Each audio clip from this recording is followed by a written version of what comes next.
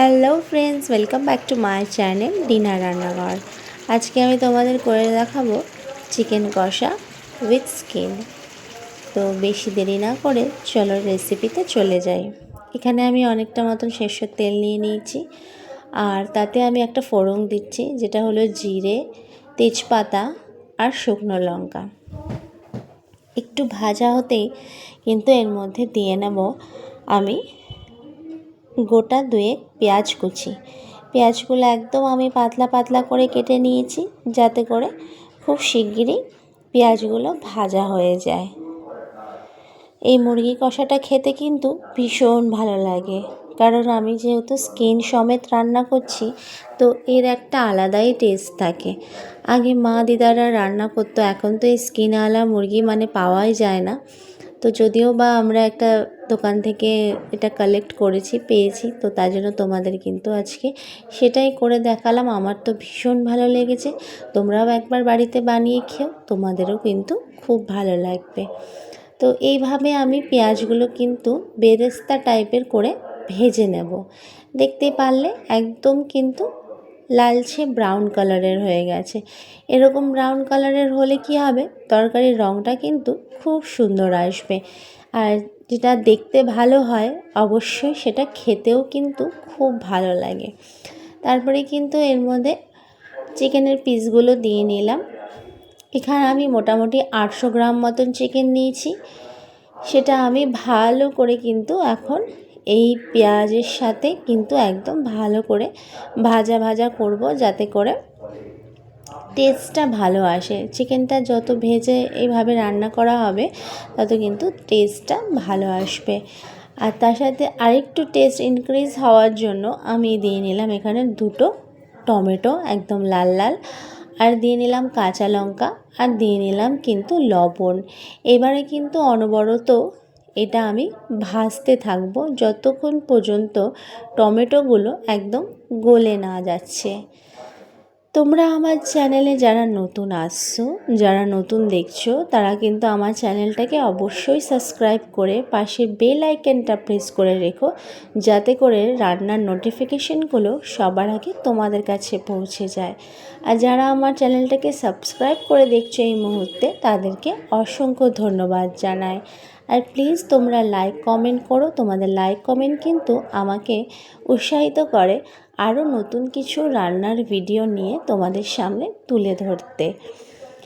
এইভাবে কিন্তু একদম ভাজা ভাজা করে নিচ্ছি। দেখতেই পারলে যে ভাজা করাতে চিকেনটা কতখানি কমে এসেছে, জলটা একদম চিকেন থেকে বেরিয়ে গেছে, আর টমেটোগুলোও কিন্তু একদম গলে গেছে।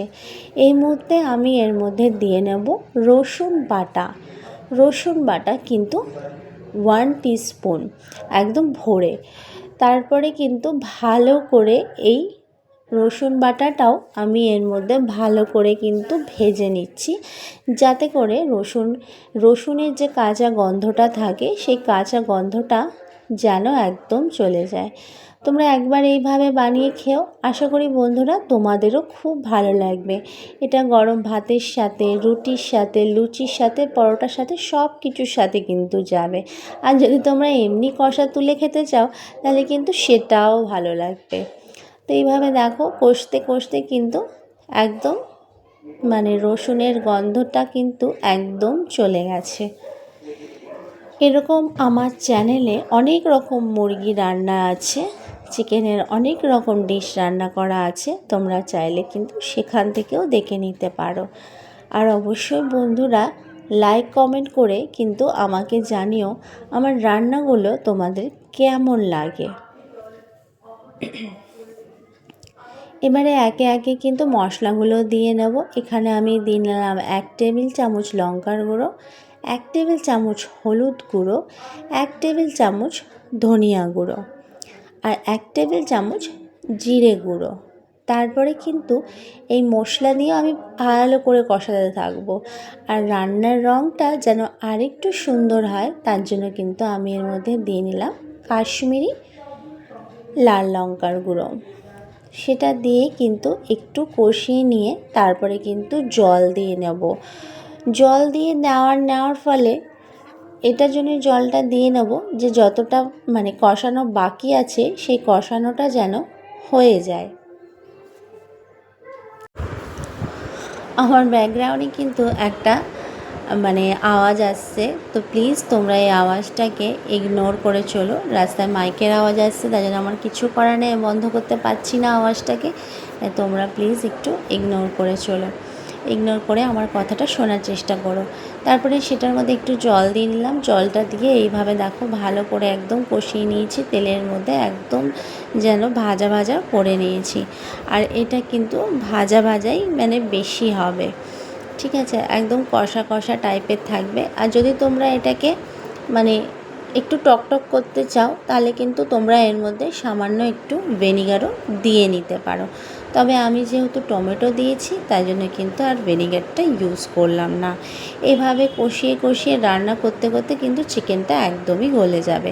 আবারও একটু জল দিয়ে নিলাম, আবারও জল দিয়ে নিয়ে ভালো করে এবারে লাস্ট ফাইনালি আমি এটা কষিয়ে নেব যেন সব কিছু একদম সব মশলাটা মানে পেকে যায় আর চিকেনটাও একদম গলে যায়। তো আজকে আমার রান্নাটা তোমাদের কেমন লাগলো অবশ্যই কিন্তু জানিও লাইক কমেন্ট করে। আর আমার সঙ্গে থাকার জন্য তোমাদেরকে অনেক ধন্যবাদ জানাই। তো আজকের রান্না কিন্তু এই পর্যন্তই। কষাতে কষাতে আমার রান্নাটা কিন্তু একদম কমপ্লিট হয়ে গেছে।